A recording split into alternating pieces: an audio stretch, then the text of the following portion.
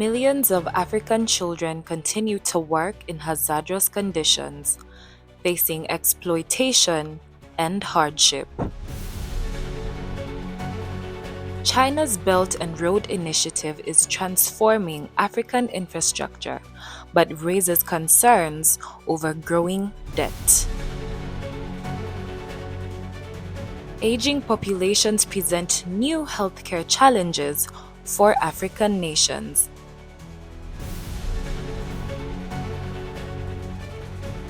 And big data offers a new frontier in Africa's first fight against climate change. Greetings, Kenya, and to our viewers around the world. I'm Tiffany Wangui, and this is Media Hive. Over the next 30 minutes, we'll be discussing child labor, Africa's infrastructure transformation, the challenges of an aging population, and the role of big data in sustainable development. Thank you for tuning in.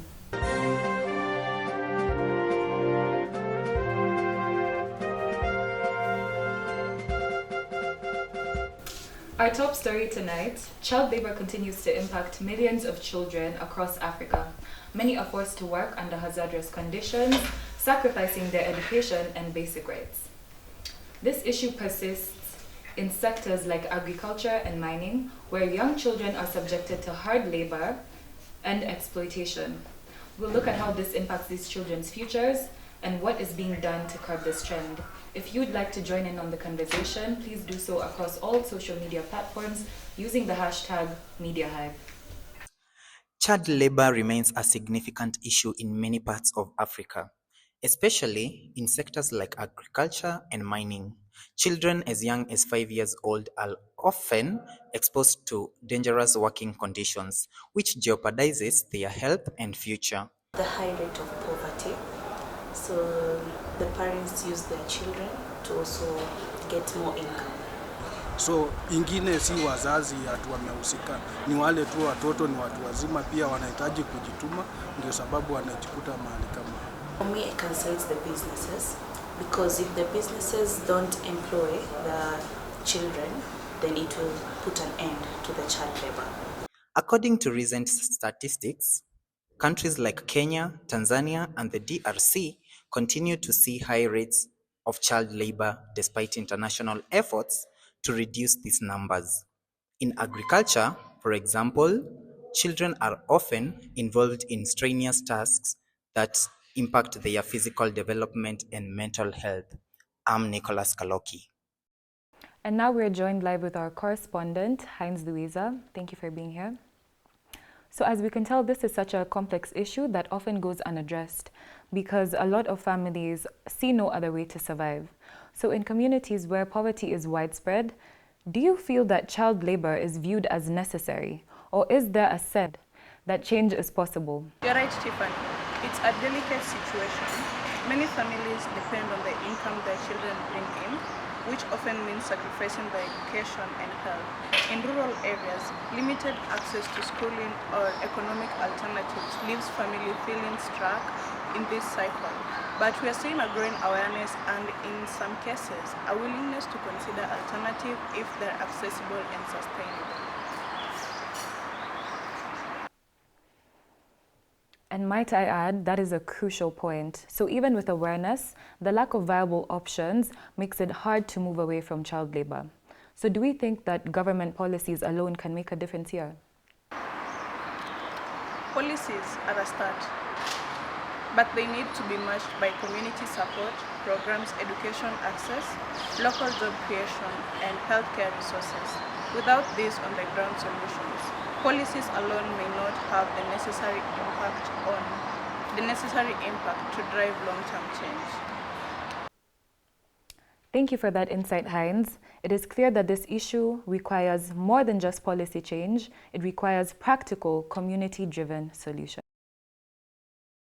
And now to discuss solutions, we are joined by a child rights advocate, Karunji Kajira. Welcome. Thank you for having me. It's my pleasure. In your experience, what cultural factors may contribute to the persistence of child labor in certain communities? I think one uh, a social or cultural norm in some communities is that it's seen as a rite of passage or a way to teach a child responsibility when they start working earlier in their life, even if this work might take them out of school or even cause um, health concerns to them. And number two, I think a gender norm that can perpetuate child labor is the fact that girls are seen to be the ones who should take care of the home. So you find in many communities where they like practice agriculture, it will be the girl taking care of the plants or whatever they're growing, taking care of the home. And this perpetuates early marriages, um, even violence against them because they're not in school. And given economic reliance on child labor, do you think providing alternate economic opportunities for families could make a real difference? Absolutely. I think child labor is mainly driven by poverty. So many parents or guardians put their children into work at an early age because they're trying to supplement their household income. However, if they had higher household income, if they had a business, if they had vocational skilling, if they had greater access to finance, the likelihood of them allowing their child to work or forcing their child to work in some cases would be lower. There have even been some studies that have seen in communities where governments try to give parents financial assistance on condition that they send their child to school, the levels of child labor were less in those areas. So definitely, through economic empowerment, there will be less cases of child labor.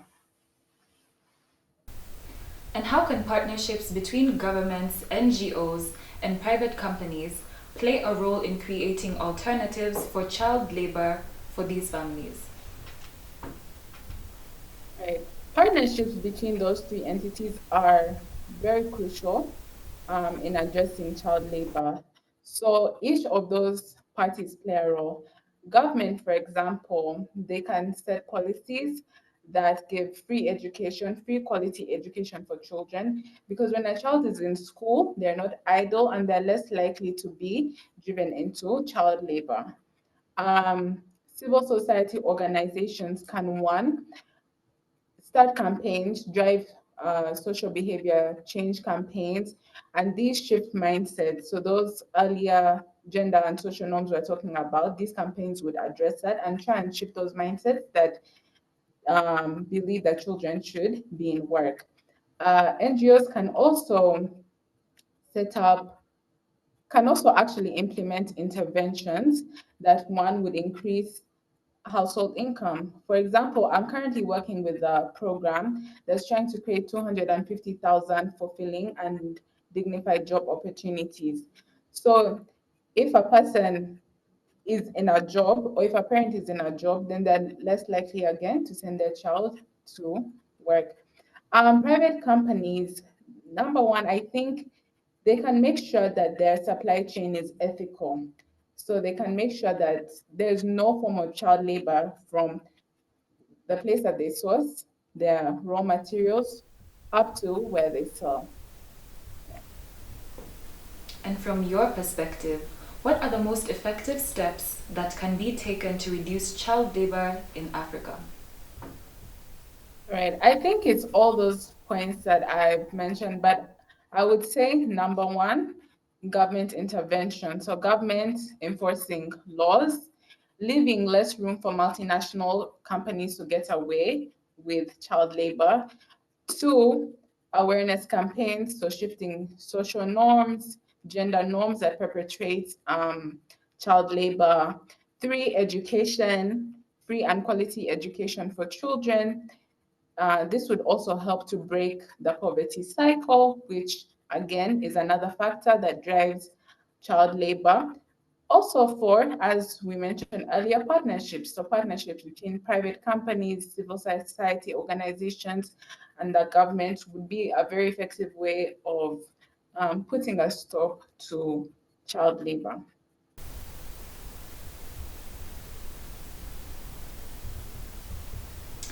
Thank you for your insights. So this is a multifaceted issue that will require sustained efforts across policy, economic support, and education access. Thank you for having me.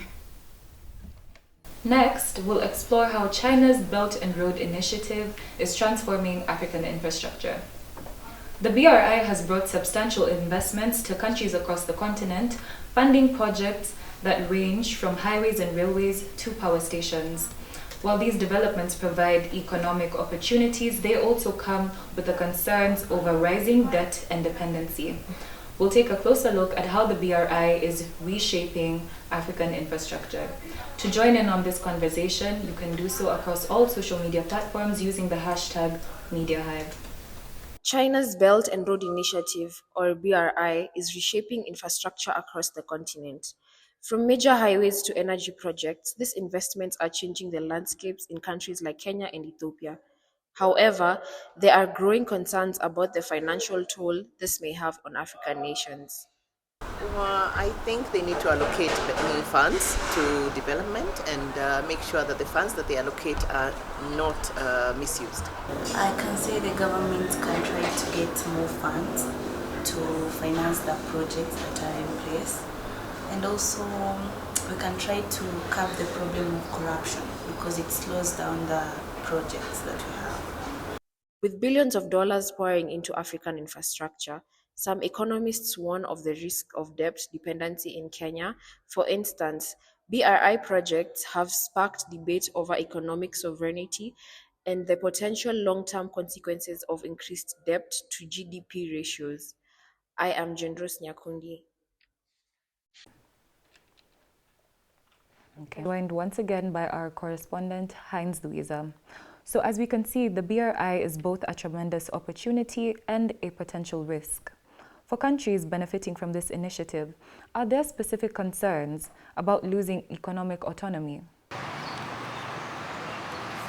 Definitely, Tiffany. There's a fine line here on one hand, these projects drive economic growth and improve infrastructure.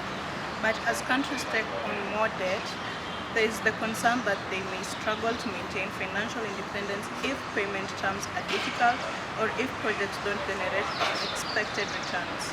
So it sounds like a long-term gamble with high stakes. But with demand for infrastructure development, do you think these countries feel that they have much of a choice?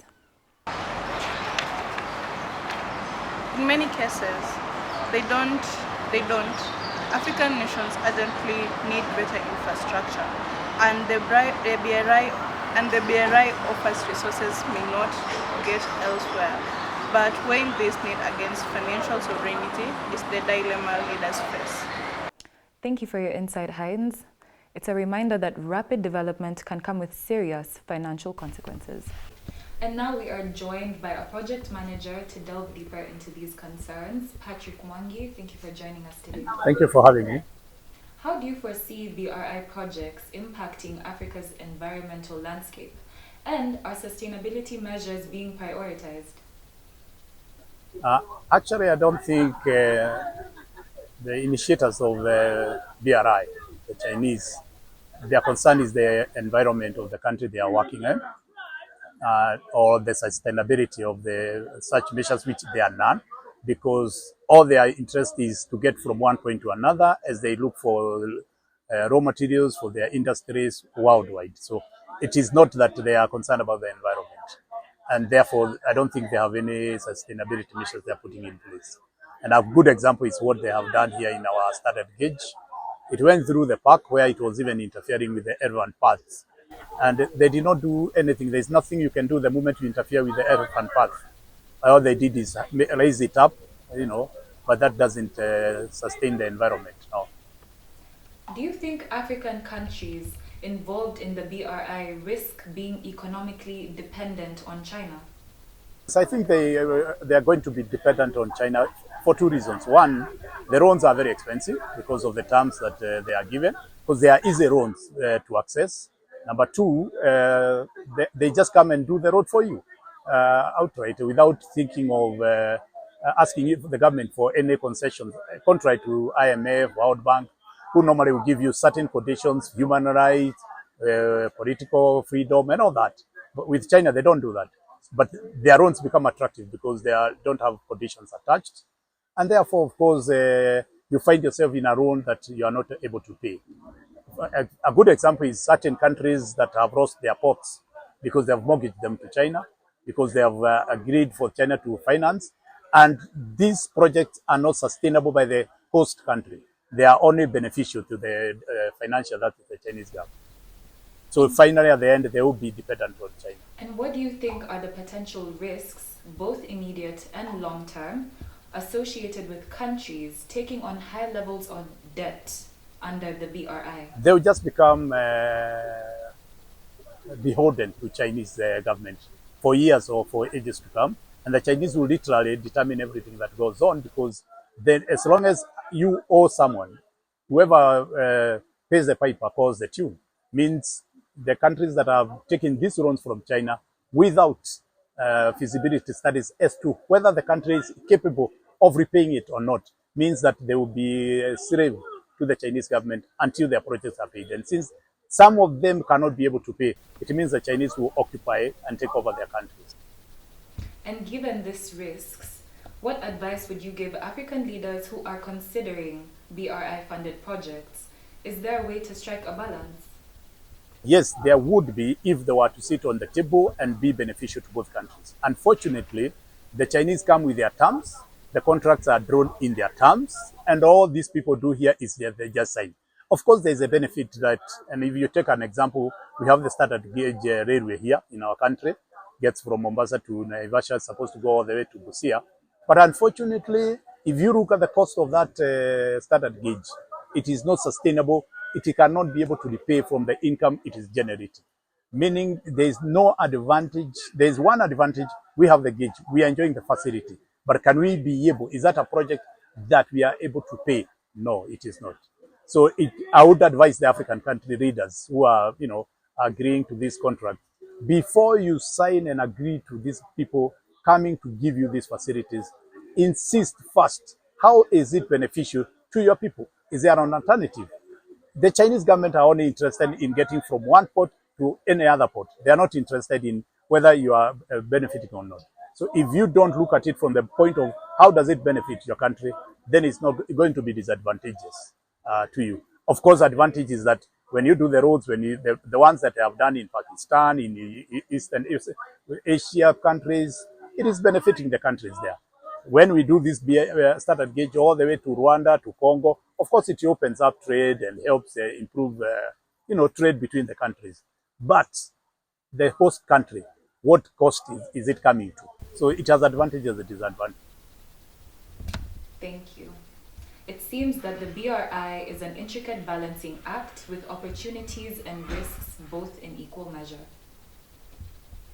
Well, yes, and it's more tilted to favor the Chinese government. Thank you for having me. In our next story, Africa's aging population is posed with new challenges, particularly in healthcare.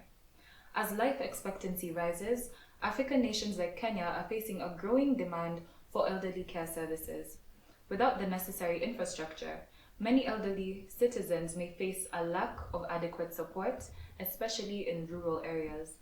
We'll compare Africa's situation to countries like Japan and Italy, which have more established healthcare systems and possible solutions. To join in on this conversation, join us with the hashtag MediaHive. Africa's population is aging faster than anticipated, yet most countries lack the infrastructure to support elderly citizens. In Kenya, for instance, there are few facilities equipped to handle the unique needs of this growing demographic. Now, to the best of my knowledge, when you use the word government, my thinking is simple. Government is a unit to provide care to the people. So I'll start by saying no. What I should be doing is to have a bottom-up approach of involving people. In Kenya, we have 85.5% they're Christians, 11% they're Muslims. So those are now examples of cohorts which you can use to have an aspect of inclusivity. So don't start at the top, come at the bottom. And for you to on the count that we are prepared to care for the elderly, the answer is no. I don't see any clear institution which endeavors to ensure that as people age, they have good care.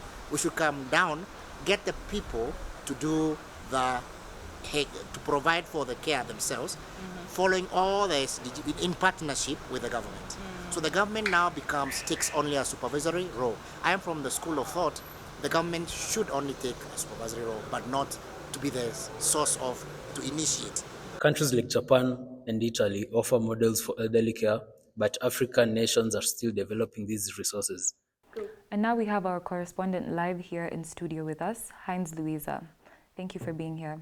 So as we can see, aging populations are fairly new challenges for some African nations. Do you think there's a growing awareness of the need for specialized elderly care? There is different, but it's slow. Many African healthcare systems are focused on other pressing issues, like infectious diseases and maternal health. Elderly care often takes a backseat, especially in rural areas where resources are stretched thin. And it seems there's also a cultural element where families traditionally take care of elders. Is that still sustainable, given the economic demands of younger generations? That's exactly the challenge with economic shifts. Younger family members are moving to cities for work, leaving older relatives behind in rural areas. It's becoming clear that new solutions are needed to meet the unique needs of the elderly. Joining us now is Nico elderly home care owner Alice Gashui. Welcome. Thank you. So with the younger generations often moving to urban areas, how can African societies adapt to ensure older adults are not isolated?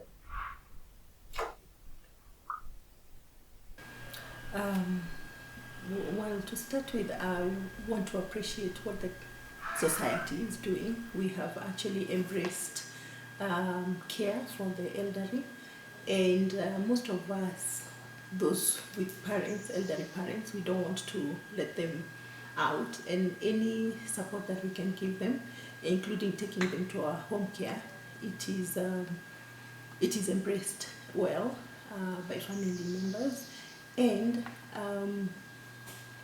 that is why we're here, and that's why we are helping those we have here, and those who are also outside that would need our cares would also be happy to do so. So you realize nowadays it's either they're taken to a facility, they're taken to a home for the elderly, or they're taken care of at home, where if the care is done at home, caregivers are trained, caregivers are taken to the facilities, or rather to their home, to the client's home, or to the elderly's home, and they're taken care of from there. Yeah. And with Africa's aging population, what specific services or policies should governments prioritize to improve elderly care? I think I'll start with medication, because you realize 98% of the elderly, they have underlying conditions. Most of them are either ailing from diabetes, blood pressure, arthritis, and so to name. And also they stand a higher risk or the higher chance of falling and getting fractures because their bones are weak, and again, if not properly taken care of, they would fall either from a bed or trying to walk and all that. So there's a lot of support that is needed in terms of one, medication. The medication, when you realize that all of them have conditions, they're on medication. So if the medicine can be subsidized slightly, and of course they are all using the same type of medicine. If it's diabetic medication, it is diabetic medication, just difference is now the brands. That is on medication. If the prices can be subsidized. Two, most of them, you realize they're using diapers because maybe they're not able to hold their long or short cord, and so they're using diapers. Again, when you go to the supermarket to get a good, even the cheapest diapers, a pack of 10 goes for between 800 and 1,300 shillings. So again, and maybe the elder is using 2-3 pieces of diapers per day. So again, if that one can also be looked into, then the equipments or the medical equipments that they need to use. For example, we have the crutches, we have the walking sticks. If again also that can be given at a better prices, if not given for free, because it is doable. This is to support their well-being and their aging, aging in a decent manner. Again, also you realize that because of families having issues, most, if not all, family members are left out and they're not taken care of properly.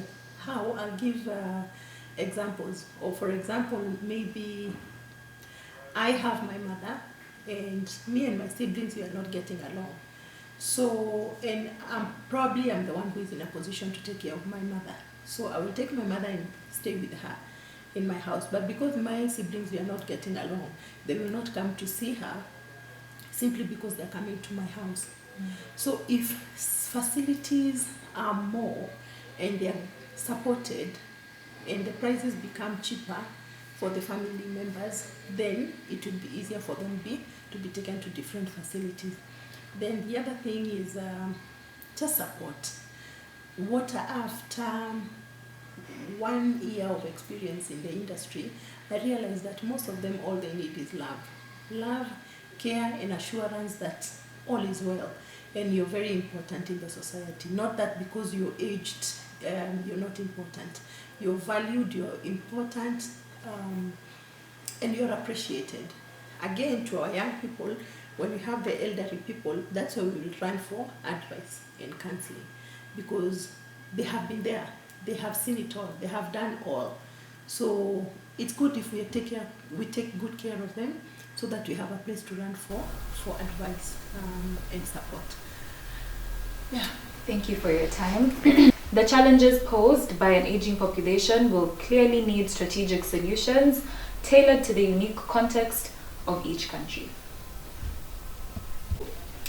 Finally, big data is proving to be a powerful tool in Africa's fight against climate change. In Kenya, data-driven insights are helping predict and prepare for climate change, particularly in agriculture and water management. We'll explore how technology is used to develop early warning systems for droughts and floods, and how big data is enhancing food security across the continent. Join us on this conversation using #MediaHive. Across Africa, big data is transforming how we respond to climate challenges. By collecting and analyzing data from satellite and sensors, African countries are developing early warning systems for environmental events like droughts and floods. I think technology is important, but we're not leveraging on it the right way. And the point in case is two things. I'll talk about disaster preparedness, which is an important part about mitigating floods and droughts because they are natural disasters. And I'll talk about leveraging on the effects of those things. So the first one is in disaster preparedness in places like Japan, they use technology like sensors in the ground to help them prepare for things like earthquakes, floods, and tsunamis, etc. And this disaster preparedness system works by collecting data from the environment and then creating data points from that information to sort of warn people about what will happen so they can prepare properly. In Kenya, these systems allow farmers to plan more effectively, helping reduce the risk of crop losses caused by unpredictable weather. With big data, African nations are better equipped to tackle the impacts of climate change and work towards sustainable development. I'm Shalom Fuyanzi. So it is clear that big data is giving us a glimpse into the future, and that is powerful. We have Heinz Louisa in studio with us for a response.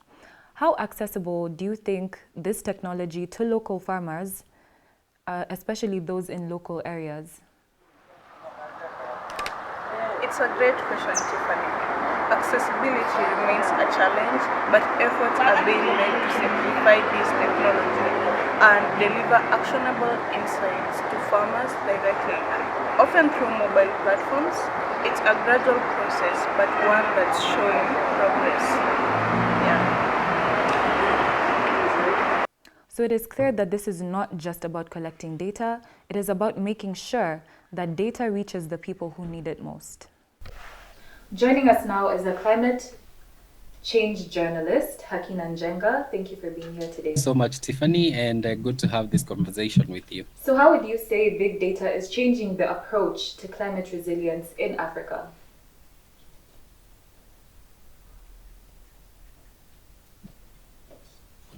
So I think I would first begin by mentioning what this big data is and the forms that it comes in. So big data is any information that is everywhere on the internet, or also in research hubs at universities and research organizations. And it can be structured, meaning that it can be used or it has been done or collected for a certain purpose, or it can be unstructured, that I happened to be somewhere and I decided, wow, this is really interesting information, and so let me just have this. So it can be structured or unstructured. And how this can help climate change resilience in Africa is, because now what we would need is the structured data, is we would have to kind of study, because we have to understand the seasons, the times, and the occurrences of events. And what has become climate change is not a one-time thing; it's a series of events. So we would have to study this and to understand this data, so that when we are talking about resilience, then we know what we are dealing with. And this data could be in terms of how many people have been affected by droughts, how many people have been affected by flooding, how many people have been affected by other issues like, extreme like weather conditions, beyond, like the issues that we have had sometimes, El Nino and things like that. But then something like the drought that we had, which was for years in Eastern Africa, leading to hundreds of thousands and even probably millions of people being affected. And then also the deaths of people who are affected by these extremities. So how this big data can help us, become resilient when it comes to dealing with climate change and the issues that come with it, then it's by learning from the past, so that we then work towards mitigating or adapting, and then we can say we have become resilient. Even if these events are to occur, we are still going to survive them. So we have to learn from the data for us to be able to say then that we can be able to deal with this. So that when we are saying, or we are talking about resilience, it's we are able to withstand. So if a certain El Nino phenomenon led to 100 people dying, then we can say we have learned from what we have seen in the past.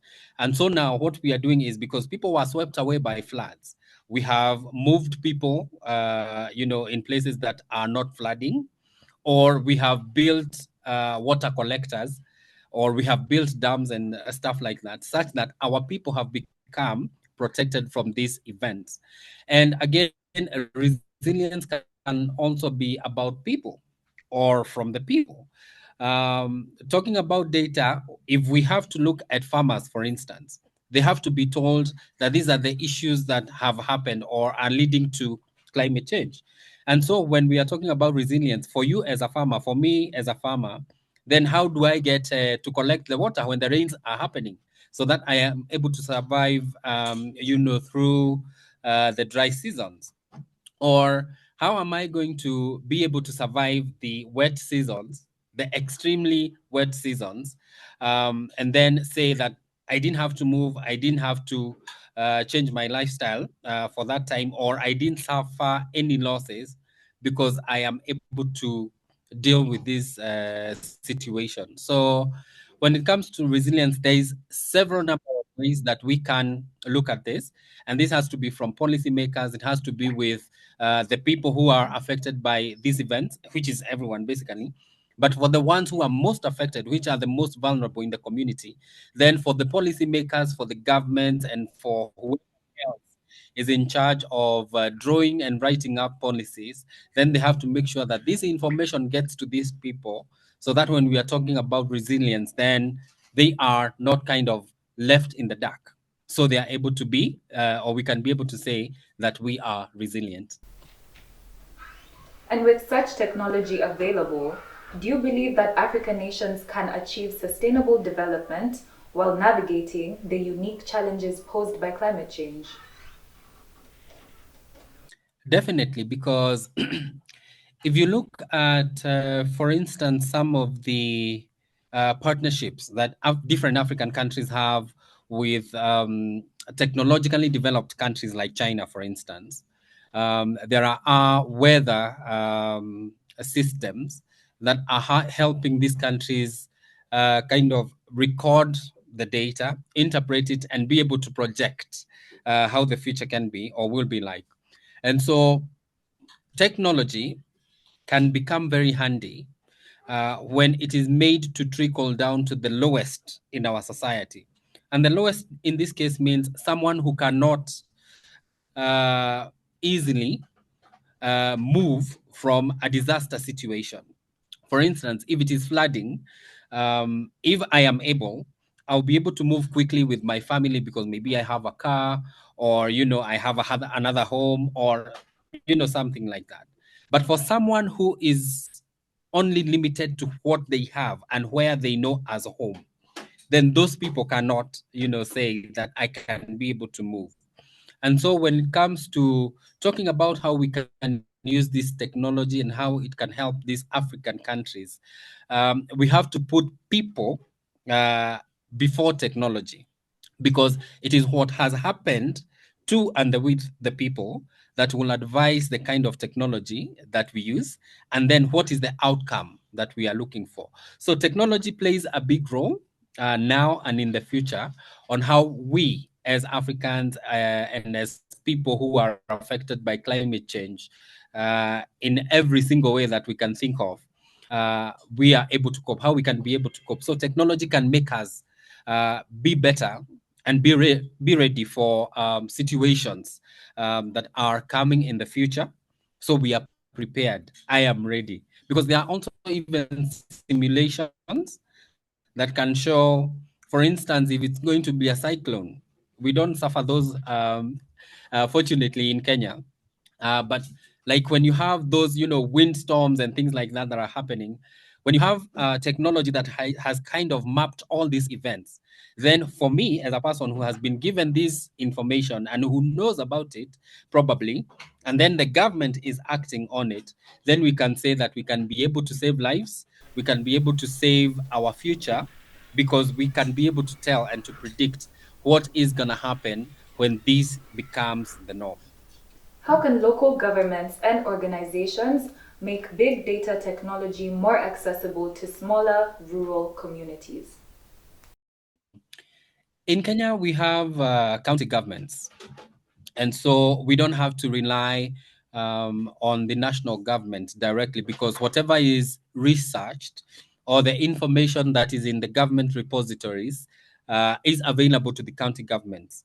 For instance, if you look at northern Kenya, it is referred to as arid or dry. And so most of the times we are talking about famines, and that is a region we look at. But when information about the issues that we have discussed before, in terms of resilience, there is adaptation, then there is mitigation. When all this information is shared from the central government in Nairobi and then given to the county government in whatever northern counties that we have, then it means that these farmers will be able to handle the issues that would come their way.